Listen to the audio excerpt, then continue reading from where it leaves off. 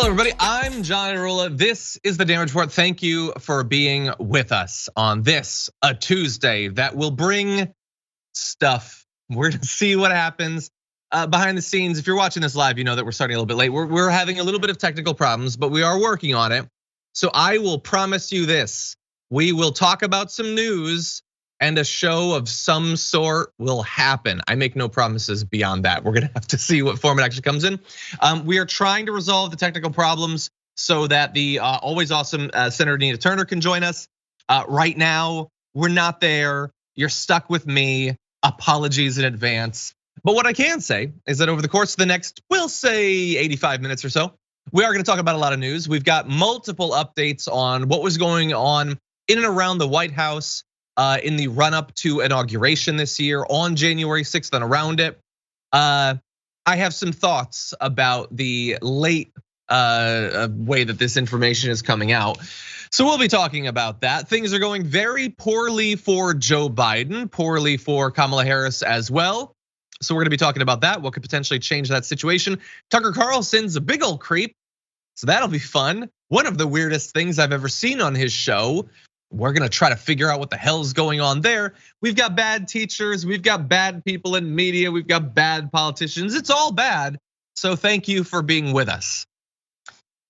We also are gonna be doing Meanwhile In to close out the episode, news from around the world and actually outside of the world. So I'm always happy when we can leave the gravity well and talk about some news from outside of our orbit.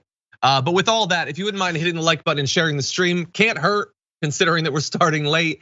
And if you want to send us comments, tweets, super chats, all that, we will respond to those as we go. But with that said, Sophie, should we launch into some news?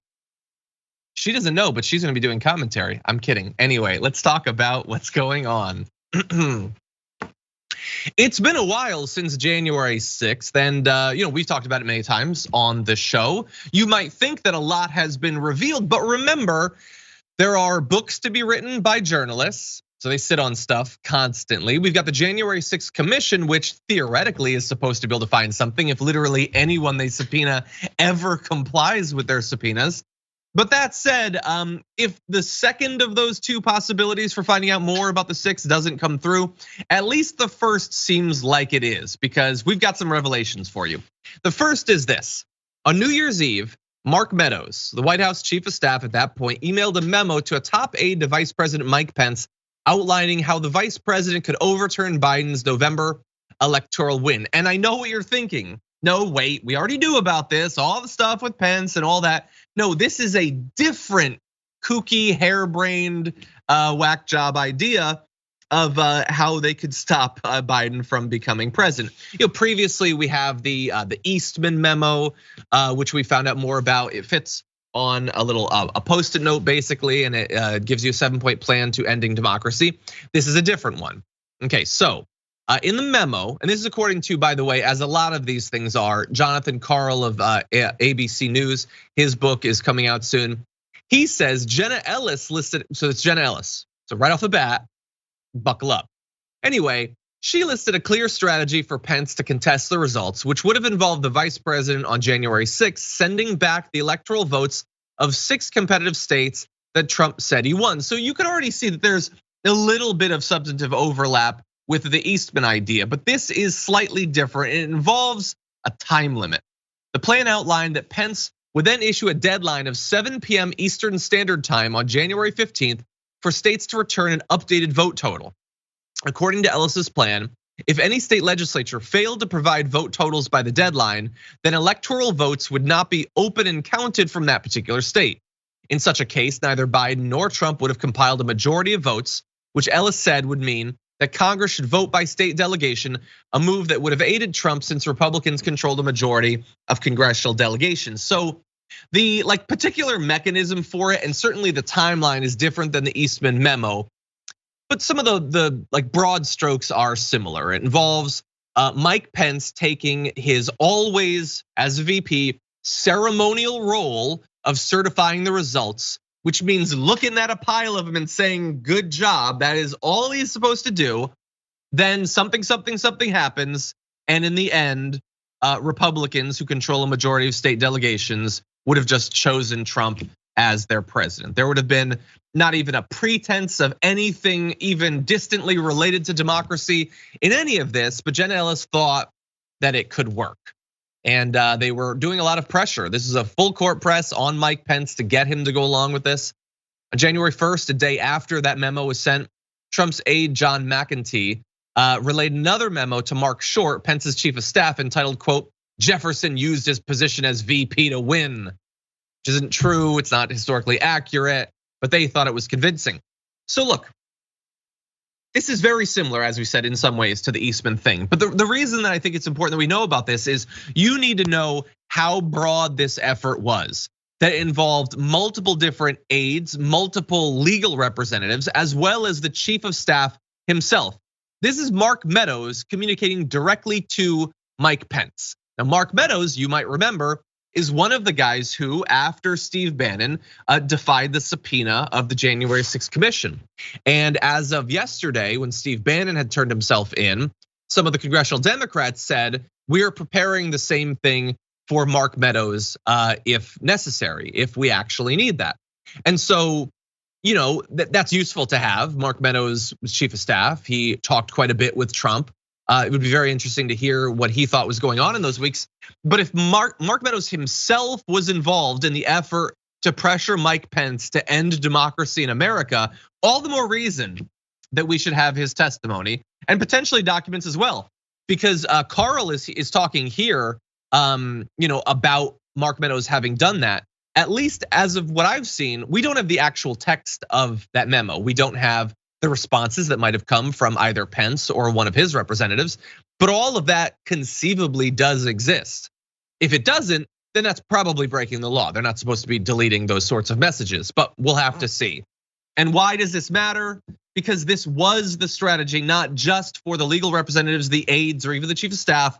Trump was involved in this, and he was trying for close to 2 months before January 6th to get people fired up for the possibility that all of this is going to come down to Pence and he's going to be the one.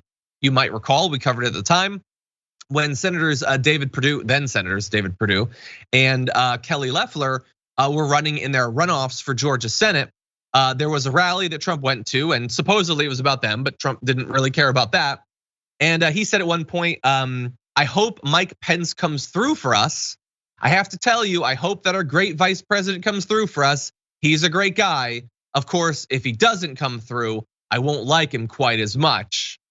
Now, if I had to choose between the then president of the United States talking about how he'd like me less if I didn't do some nonsensical thing that has no relationship to the Constitution and ends democracy in America, I would prefer that to him sending his acolytes screaming for my blood through the halls of Congress. But remember, this is one of the first steps. Before we got to Trump doing the speech and sending people to the Capitol, months before he would sit down with Carl and defend those people who were calling for the blood of the vice president, this is the form that pressure came in. And it looks honestly like as a country, we've decided that, we didn't love it. We would prefer not to have the president doing that sort of thing, but there will be no consequences. This might be our last chance as a country to second guess that, to get a second opinion on whether insurrections are bad and there should be some sort of consequences. We'll see. Mark Meadows is going to be called in to testify. We will see if they're able to do that, if they actually press the legal case against him. But he clearly does know something at least about this effort to pressure Pence. And it's even easy to conceive potentially that he did this himself, or it was just a result of Jenna Ellis pressuring him. But it's possible that him sending that to Pence came about as a result of conversations that he had with Donald Trump. It'll be very interesting to find that out.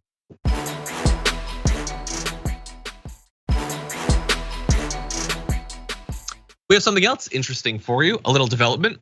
Brett Erlich joins us on the show now. Hey, Brett, how's it going? Hey, what up, man? It's I jumped off an audience development meeting, threw on a flannel, didn't even have time to light the fire behind me, but I'm glad to be here, John. It doesn't. Yeah. By the way, as I was telling the audience, we're having technical issues and we're having a lot of trouble getting Senator Nina Turner on. It is very nice of you to be here. You don't have to be here. I know you got a lot of things you got to do. No, I watched the show. You were flailing, dude. I was. No, that. Oh, how am I going to come up with the words? And they would confirm that. But anyway, I'm happy to have you here. And so I think that it's important that on a show like this, you have differences between the people on the show. So sometimes that'll come in the form of life experience or possibly ideological distinctions.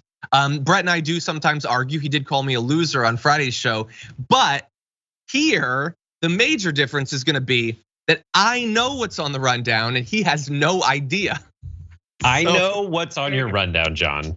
Do you? Okay. Yes, I do know exactly what's on your rundown. I looked at it earlier today.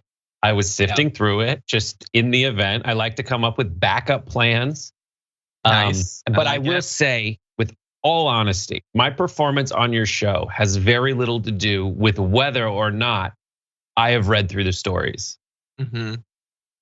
Like, I can prepare very intensely, come up with cogent points, but you know this. When I get on your show, word vomit, incoherence, desperation, just trying to appeal attacks for people to love. Now that thing you're pointing out, John, I said your argument was a loser. Okay, stop. Let's move on. I'm just joking. I'm trying to get a rise out of you consistently.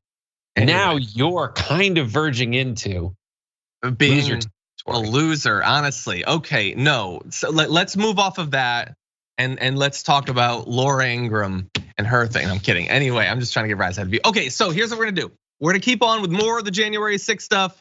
We're gonna see what happens. Brett, you stay on as long as you want. If you just leave at some point, I'll realize that. So don't worry. You just do what you got to do. Anyway, with that, let's jump into this next story. Sorry, I mean the next part of that first story. Actually, I apologize. We're not going on to B. We're still on A. I'm just gonna reset for this. I'm a mess. Brett, you said I was flailing. You could not be more wrong. Anyway. There was a lot of talk of the 25th Amendment throughout the course of Donald Trump's years, generally coming from people outside of his administration, wishing that after one or another of the insane either comments or Sharpie marks on a whiteboard or seemingly treasonous activities, that his cabinet would do the right thing and remove him from power. That never seemed to have any chance of actually happening. But it turns out that at one point, there was apparently a little bit of talk inside of the administration of that happening. This is coming about as so many bits of news are this week from ABC News' Jonathan Karl, who reports that in the aftermath of January 6th, during which 5 people died, at least 2 cabinet secretaries asked Mike Pence, who had been holed up in the Capitol as rioters were hunting for him, to convene a cabinet meeting to discuss it. Pence did not do so. So let's just bear that in mind. No matter how many of the threats were coming Pence's way on the 6th, in the wake of the 6th, he will never do anything to oppose Donald Trump. But the Treasury Secretary Steve Mnuchin talked to other cabinet members about using the 25th Amendment that night on the 6th, the day of the attack. He also brought it up the next day too.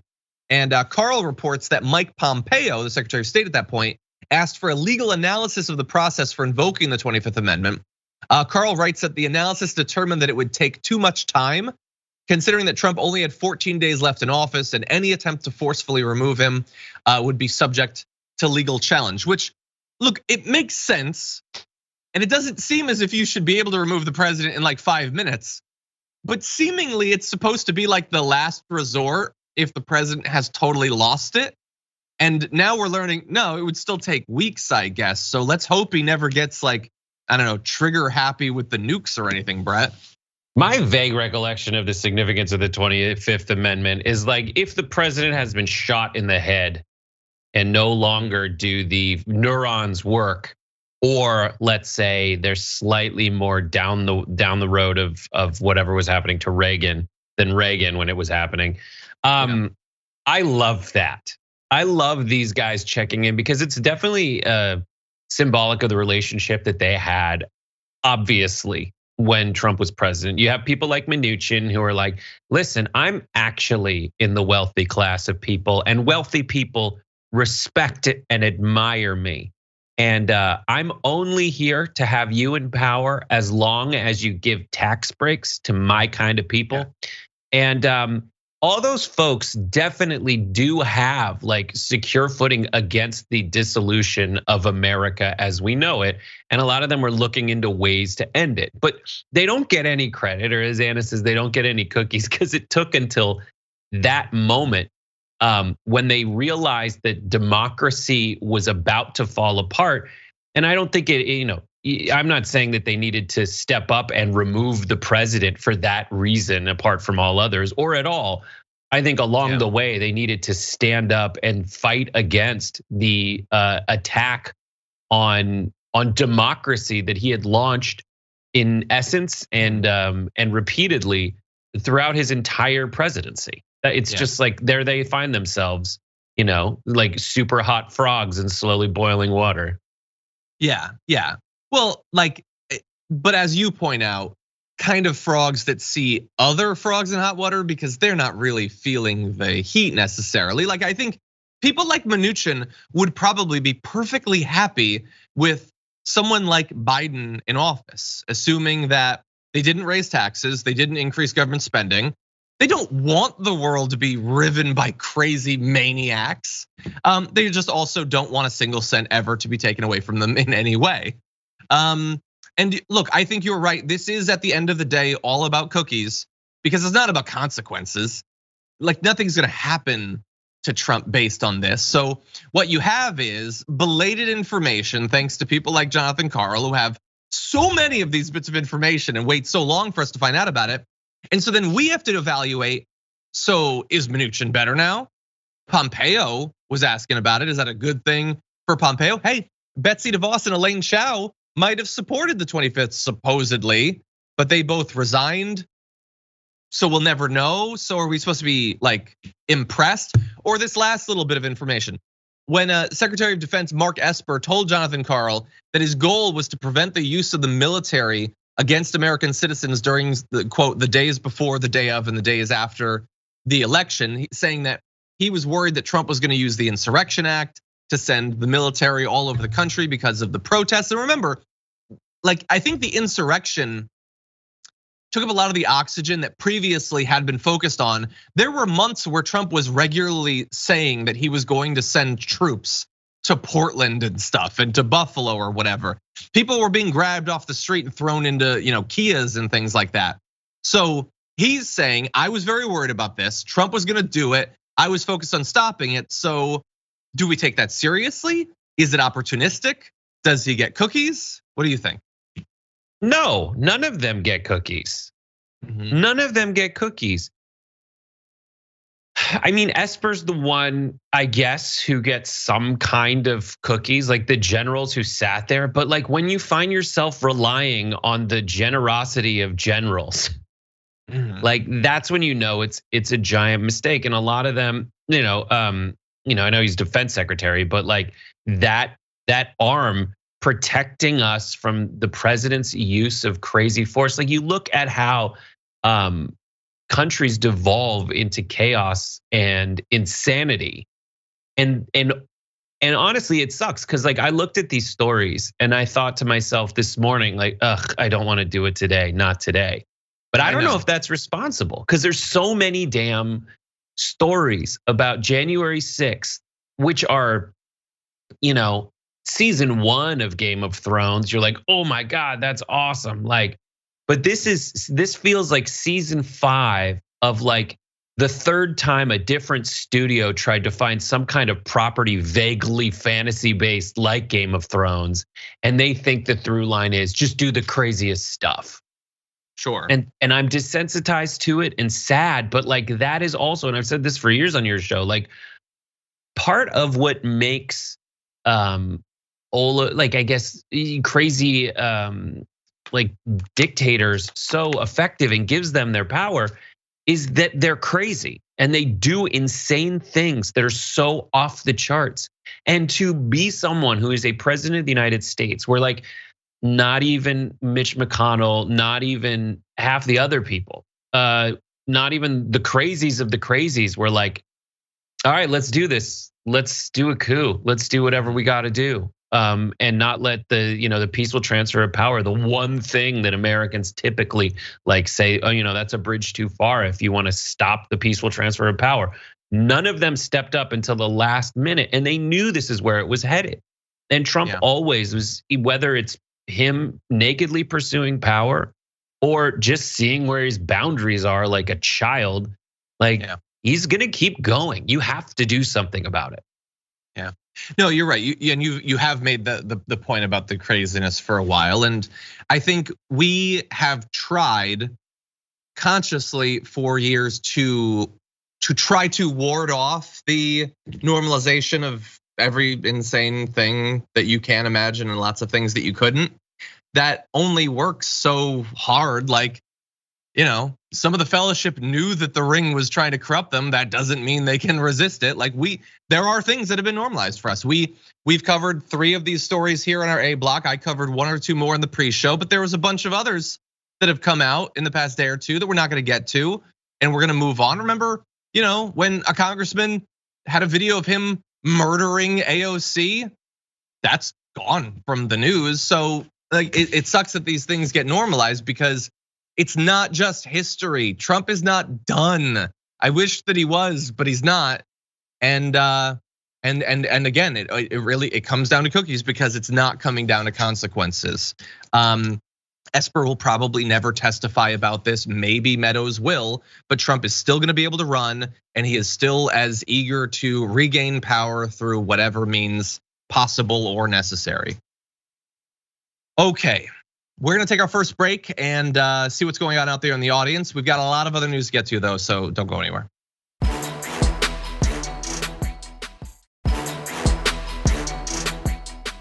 Anyway, okay, everybody, we've got more to talk about.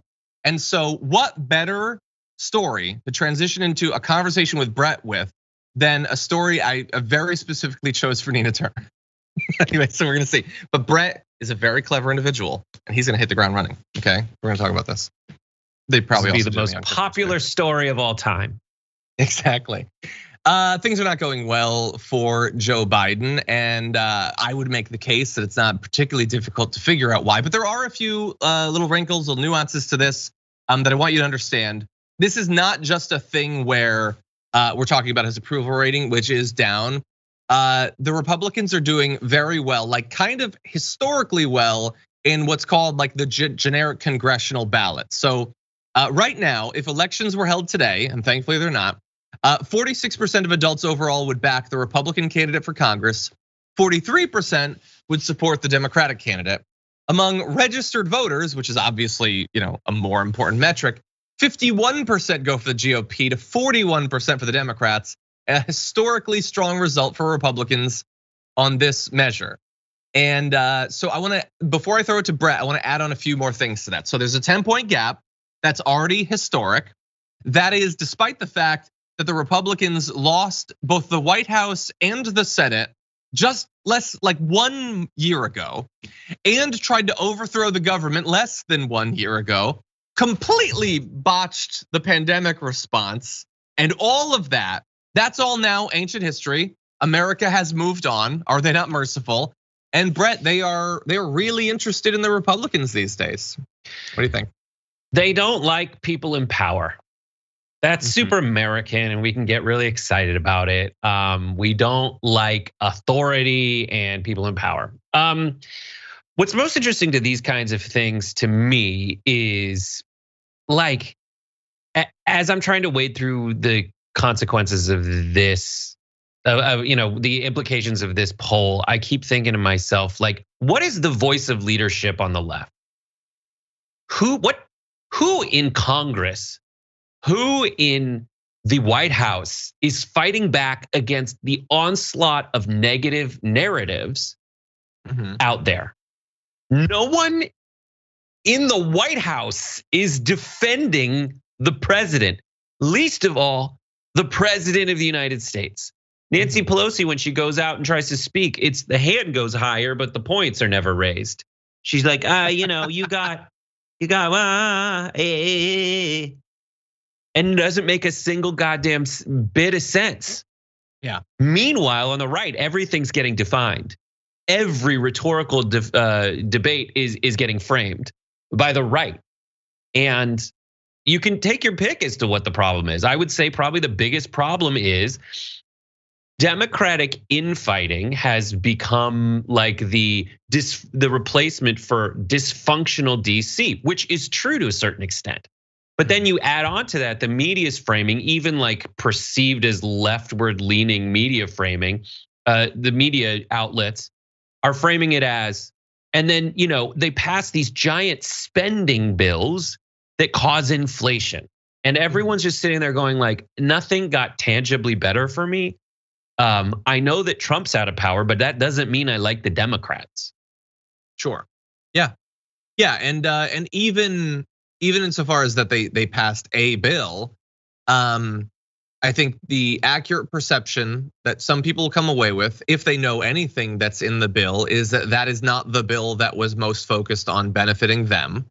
That the parts that were intended of either or both of the bills that were intended to benefit them have been stripped away or shrunk. And in terms of the actual effect that these bills will have on people, it is a bill over 10 years. So it's not like in the first 3 months, huzzah, everything's gonna be great. Now, what could help to bridge that gap between when the bill is passed and when it's actually the provisions have kicked in and they're benefiting people are if the Democrats were united in saying we were put into power to do this, we're gonna do it, that might help to reassure people. But we didn't have that. We had months and months of Sinema and Manchin and a few others making a mess of the process. We still don't know if the better of the two bills will literally ever pass. And so, yeah, the idea that DC is dysfunctional, like it's difficult to rebut, it is clearly true. And meantime, there's another front getting opened by the Republicans, which is, it isn't even critical race theory, because critical race theory is just a buzzword. The framing of critical race theory is these big government teachers organizations, or these big government like school boards in lockstep with teachers unions that take resources and choice away from parents, continue to take resources and choice away from parents. And there is no counter narrative out there at all, except what the Republicans have at least neutralized to a certain extent, which is, well, if you don't like it, you're racist. And the Republicans have cut their losses and just been like, we're gonna get enough, like, I'm tired of hearing about it, white people to be like, stop calling me racist. Totally. And yeah, just you're 100%. turn off. And well, look, and you were talking before about Biden and congressional leaders too, including Nancy Pelosi. So the issue is like really twofold. These are not the people to really make the case and prosecute the case over the course of months or perhaps years, because fundamentally they don't have what I would argue is the right positions on these issues necessarily. But even if they did, they're not good messengers for these things. Like, I had issues, a lot of people had issues with Obama on substance. He could go out there and campaign though, at least. Biden can't do that. If you gave Biden like your preferred list of talking points, he'd be a bad person to actually push for them. So if it's not gonna be them, who is it going to be? Well, the Democratic Party is not going to allow it to be the Squad or Bernie or whoever. So what is it supposed to be, like the 2024 hopefuls? It's supposed to be Harris and Buttigieg? Well, Harris is not doing well at all in the polls. She's seemingly disappeared. Buttigieg, like, is not going to do well. We already went through this. I don't understand. So, dude, they're still trying. There's a literal. I know. Yeah, they're trying so hard, and the right has. Everybody's going after Kamala Harris. Yeah, well, we're gonna turn to that actually in a minute. Yeah. You're 100% right. And so like the polling is terrible for the Democrats. But even if it wasn't, remember, the Democrats can't just break even. They can't win by 1 point and hold power because of how manipulated the system is at like 30 different levels. So if they're polling badly and you have all of that, the stuff that was baked in, the inequities of the system before, and by the way, the redistricting update, which we're gonna just gloss over this a bit, but the Republicans have added at least 5 seats, which means that the Republicans, if they were no more popular than they were in 2020, would take control of Congress. But they are more popular. So all of this is lining up to potentially doom the Democrats, and the Democrats don't seem to have the willingness or the ability to turn it around. And I will just quickly jump out in front of the one person who's gonna leave a comment like, yeah, and I bet you'd still tell us to vote for him, right? Well, I would say to you and the million other people who think exactly the same way, if you would like to make the case for why Republicans gaining political power in the US is better for progressives, then you should effing do that. Instead of trying to lead people to that position without ever having to actually say why that would be good. Yes, the Democrats blow in a lot of different ways. They're wrong on substance, they're terrible messengers. They're still better than allowing the fascists to take over. That was true in 2016 and 2020, it remains true. And if you'd like to argue for why fascists controlling the US government would be better specifically for progressives, then that's on you to do. Anyone can upload videos to YouTube, feel free to turn on your camera. But anyway, Get him, Brett, John. I'm just so sick of the stupid, like, yes, I understand it is sometimes appealing to people who've been through a lot of years of difficult news to try to tell them that they can just check out, that they don't have to actually be a part of the solution, that doing literally nothing and just allowing insane people to run amok, that sure is easier, right? Than staying invested. Is it gonna work? Is it gonna make the country better, the world better? I don't see how it could, and you're not making the case for why it would. Anyway, apparently my monitor has been blocking part of the show, and why not today of all days? I could, Brett, yeah. With the monitor where it was, I couldn't see the wooden beam behind it. So how dare you? I like. It's interesting. It's an interesting framing. I was thinking about it. I was definitely staring at it because I noticed it. But you were in the middle of a thing. I didn't want to interrupt your thing.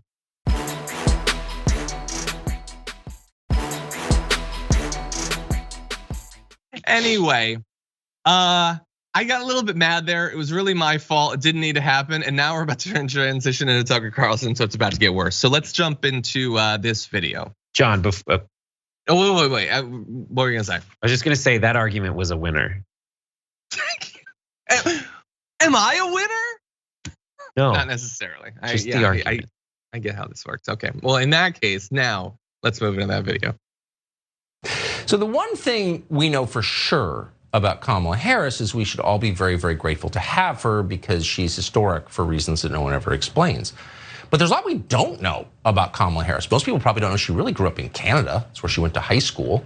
She's not from this country in that sense, or she's certainly also from Canada. Okay. This is like the most watched guy in cable news. And we just played you a little bit of that video. We're gonna play you more. That is the least crazy part of the video, by the way, Brett. But I would say, what is he trying to accomplish? I think that broad strokes, we could just say he is fostering and encouraging just a resentful, condescending attitude towards the vice president, and that's pretty much it. But let's briefly talk about some of what he said there. So what do we know about her? Well, the one thing we know is that she's supposed to be historic for reasons nobody can explain. Look, if you don't think that diversity for diversity's sake is a net good, okay, make that case. What do you mean nobody has explained how it's historic to have a female vice president or a black vice president or a multiracial vice president, a Southeast Asian vice president? I feel like people have explained that, Brett. Tucker Carlson's show is a crispy sock. Do you know what I mean? No. It is you're gonna hate it, John. Okay. To invoke a line from Bridesmaids, you can crack it in half. Because it's a place where the white supremacist, like, I don't wanna think, I wanna feel superior, I'm crotchety, I'm angry, I need to blow off some steam. They turn on that tube sock and they masturbate into it over and over and over and over again. And it gets so full of the residue of their chronic scornography that they can snap that show in half. Tucker Carlson doesn't make any sense. Historical for reasons we can't explain. This is Tucker being like, someone please say race so I can say, you guys are all, oh, it's always about race with you people. It's a female, it's historical. No one's saying it's like this is the end all be all of human existence. Yes. It's just, you're going to gaslight me so hard that you're going to deny that America has never had a female vice president. That's what you're saying to me. Mm-hmm. I'm not saying it's the only thing. And then Tucker went to school in Switzerland. Wait, Tucker Carlson went to the Collège de Le Mans boarding school in Switzerland until, according to him, he says he got kicked out. So Tucker Carlson is not from this country. In that sense. In that sense. And he just wants us to say, if you took a trip to London, you're not from the US. In that sense, what does that even mean? She went to school. That's not changing your citizenship. What are you talking about? It's like when people who don't understand journalism just kind of vaguely know they can get sued if they don't say allegedly. His, in that sense, is just allegedly. His whole show is allegedly.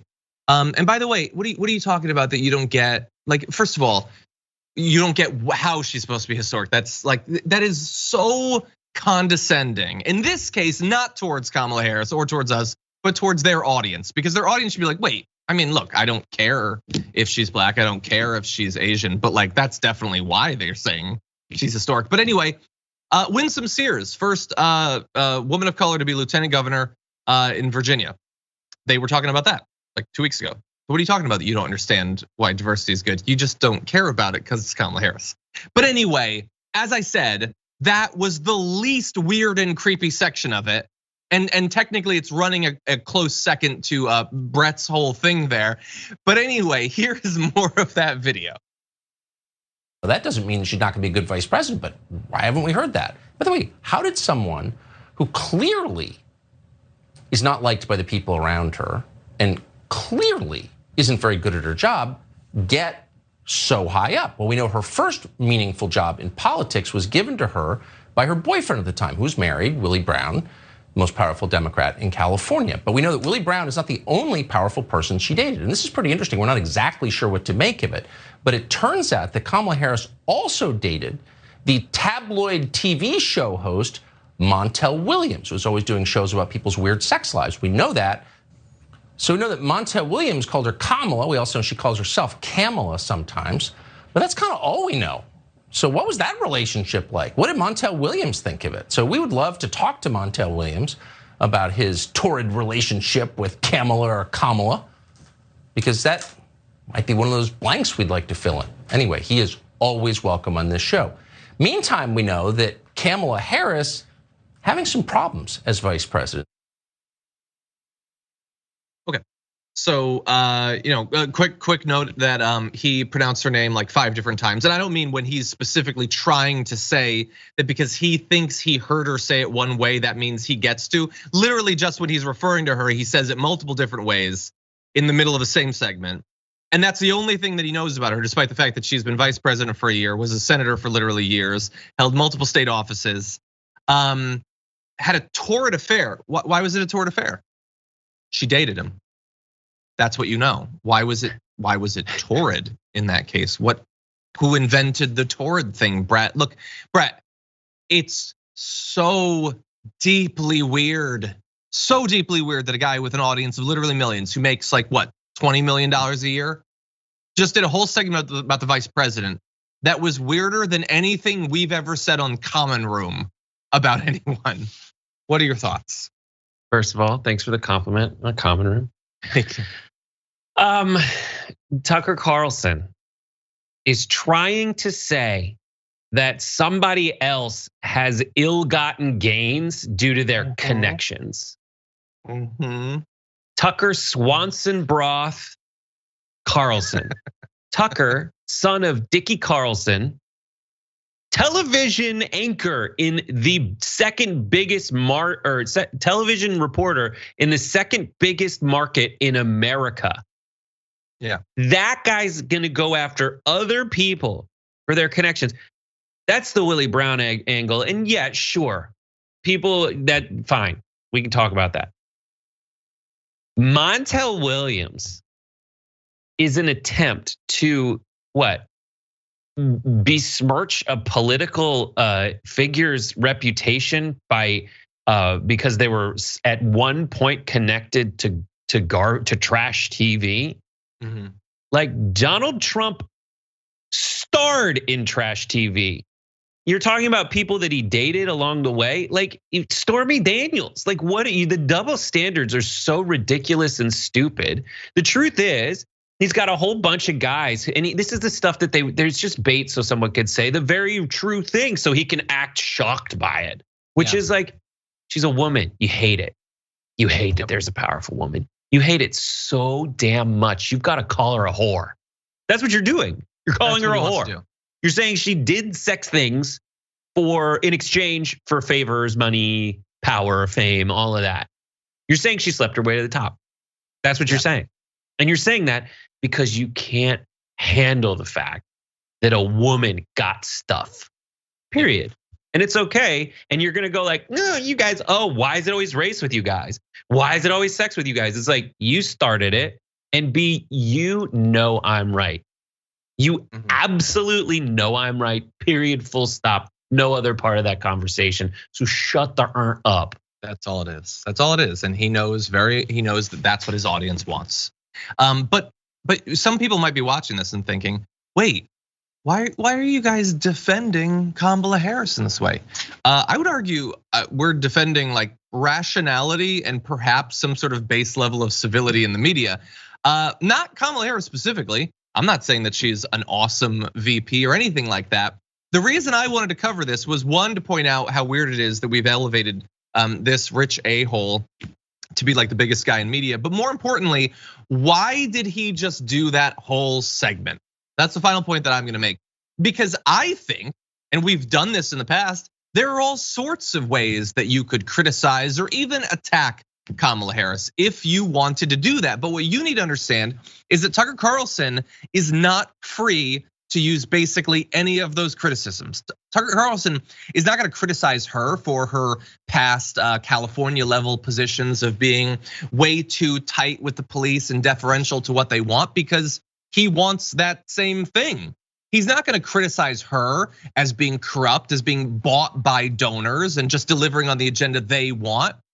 Because while that's potentially true, he doesn't want you thinking about politicians being bought, because it's easy to then move to other Democrats and then to Republicans and then maybe even to right-wing media figures. He doesn't want you thinking about any of that. What is she doing in terms of using her position as VP to really deliver for the American people? He doesn't really want you thinking about that either, because he doesn't want you having the expectation that politicians should actually deliver for you. So he has to find a way to criticize her, but he can't touch any of the substance because he doesn't want his audience thinking about substance literally ever. And so it has to be about Montel Williams and torrid affairs and how you pronounce her name, and whether if you went to high school somewhere you're no longer a United States citizen, and all sorts of nonsense like this.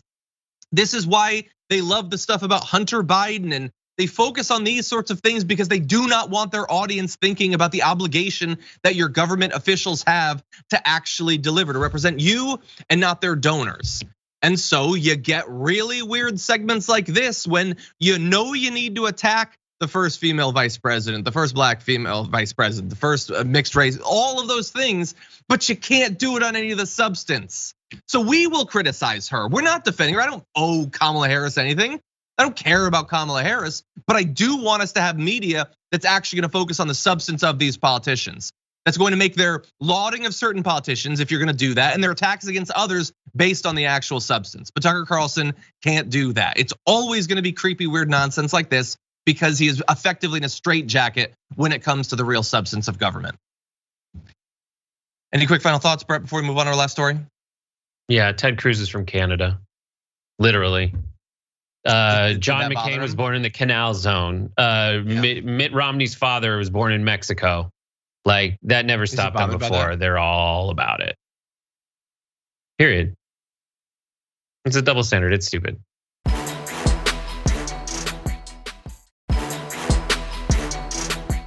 Okay, very briefly, let's jump into this one last story with the time we have with Brett, who's so nice. A teacher in New York was told to not wear some of his, we'll just say propaganda t-shirts. We'll let you judge if that's what they are. But he had been wearing shirts that said "Back the Blue" and "Proud Zionist" to school, and he was told not to. And that has led to this back and forth about what sorts of slogans are acceptable and which are not. This is Jeffrey Levy, who teaches at William Alexander Middle School 51 in Brooklyn, New York.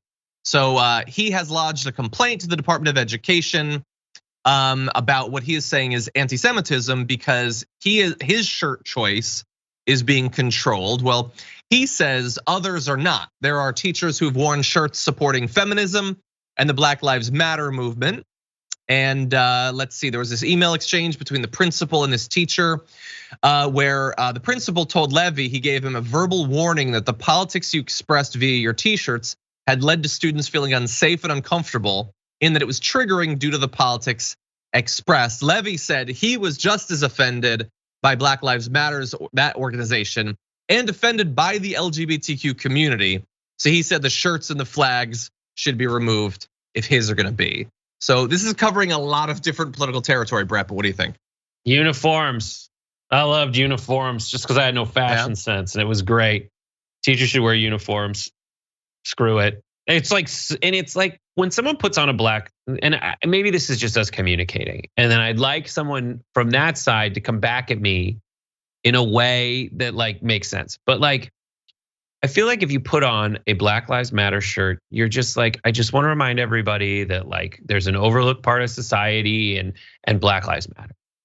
When you put on that like Zion till I die shirt, like back the blue, like you're like angry and triggered and you're trying to make a point counter to the one made by someone who just came out and was like, I'm cool. I just want to point out something good, something positive to think about in the world. And there's a difference between those things. I'd say on the merits, like if you're banning that guy's shirt, I'm fine with banning all political whatever in a school for reasons that make sense, where you ban like showing of pornography in schools, you ban there's certain kind of restricted speech in schools because the whole point of school is to like draw a line around like, here's what we're gonna teach kids right now. And that's what we're focusing on. We're getting rid of distractions. Like I'm fine getting rid of all of those things in the school. Just put it outside and just focus on teaching kids. Yeah, I guess I'm kind of like I want teachers to be invested in what's going on. I just wish that we could do that in a country where we have rational people that aren't awful. And we don't. I don't know, like it's complicated. I want teachers to be supportive of marginalized groups and things like that. It's just that they seem to think that the police are the marginalized group. And we know what they mean when they wear these things. These are not about backing the blue. These are about opposing something that's not blue. That's what it's about. Also, as many people are pointing out, why is a teacher wearing a t-shirt anyway? What's going on with the casual Fridays approach to elementary school in this place? It's like mildly controversial when I go on the main show in just a t-shirt. Why are teachers doing that? You're like a professional. You should be wearing something, I don't know, aren't you supposed to have like tweed patches or something? But anyway, look, it clearly is bothering some of the students. I'm assuming the end result will be something like what you've said, Brett, but we're gonna have to see. In any event, we are regrettably out of time. Brett, thank you for joining us. I hope that it at least felt like the time flew by. You are just the best around. Thank you, you too, John. Have an excellent day. Thank you, I appreciate that. Okay, well, we still have more news coming. So if you're on Twitch, YouTube, the members app, we're gonna take a short break, just a couple of minutes, but we'll be back with more after this.